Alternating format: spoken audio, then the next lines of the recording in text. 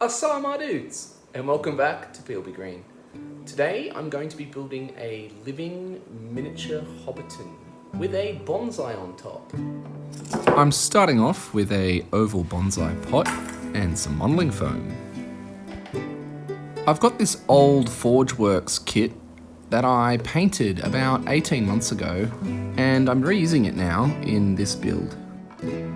This Araldite 2-part mixing glue is perfect for gluing ceramics, foams and plastics, and it's a very permanent bond, so make sure you make the right decisions. I meticulously planned this section of the build. Each of the components is at its own specific angle and level in the pot, and I really thought about it long and hard. Whenever I find moss growing in areas around my home or places I travel to, I collect it. I'm going to use some of it today. After blocking off the drainage hole with some fly screen, I fill in an amount on the front of the build with some red scoria or red lava rock. I then take a couple of stones covered in moss and put them in specific spots to prevent soil from spilling forward into the build. The bonsai I'm planning to plant on top of the Hobbit Hill is a Ficus silicofolia. This was grown from seed in 2015, so it's pretty old, almost 10 years. I want to plant this bonsai in pretty good quality soil, so I'm using some succulent and cacti mix and filling in the cavity behind the model. I'm not doing any root work whatsoever on this tree today. All I want to do is slip pot it and make sure the root ball stays intact. The next step was the laborious part of the project. I very carefully and methodically filled in the shape of the Hobbit Hill. I wanted this quite compact for the moss so it would hold moisture, and also getting the shape right was quite difficult.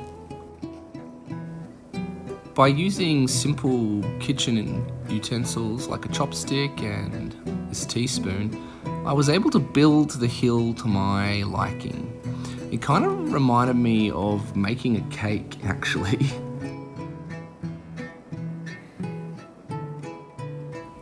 Planting the moss was definitely the highlight of this project.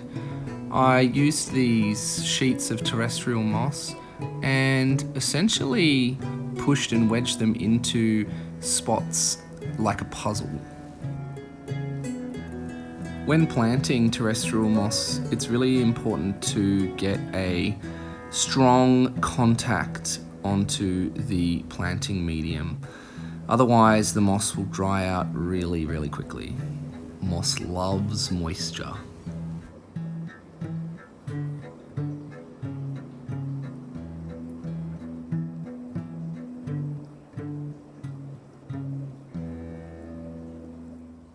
I don't usually put bonsai wire on my bonsais, but sometimes when I'm looking for a very particular shape to fit a project like this one, I use some thin wire. I'm just bending some of the taller branches down and giving the tree more of a wider appearance. Snipping off some of the leaves that are crossing branches and that are making the tree look less miniature.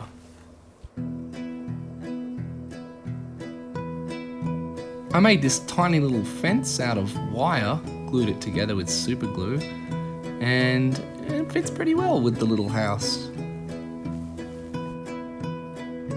I added in some different types of terrestrial mosses. This is a bit of a fern moss, and it's got a different texture to it, to the hill, which I really wanted for the front garden. I took some really small cuttings of some terrestrial ferns and I planted them in and around the front garden to really increase that miniature look. I also used some oak leaf creeping fig to grow up and around the top of the house. It looks really cool. It looks like it's ivy in scale with the building. To keep the scale of the front garden correct, I used some of this little tiny rock pieces that I inherited from my pop, who used to use it on his train sets. Adding in some slightly larger stones gives it a bit more texture. This was the finished product the day of, but I'll let it sit for 24 hours and come back and see what it looks like in the morning after it's settled in. It's beautiful. I really love this model in the morning light. The moss is radiant and green, very, very lush. It's such a beautiful little thing to have in my collection of bonsais. I'm going to keep this model outside and water it with 100% rainwater with no chlorine to keep the moss lush and flourishing. Thanks so much guys for watching. I'll leave you with a final shot of the model. I'll see you next time on PLB Green. Please like and subscribe.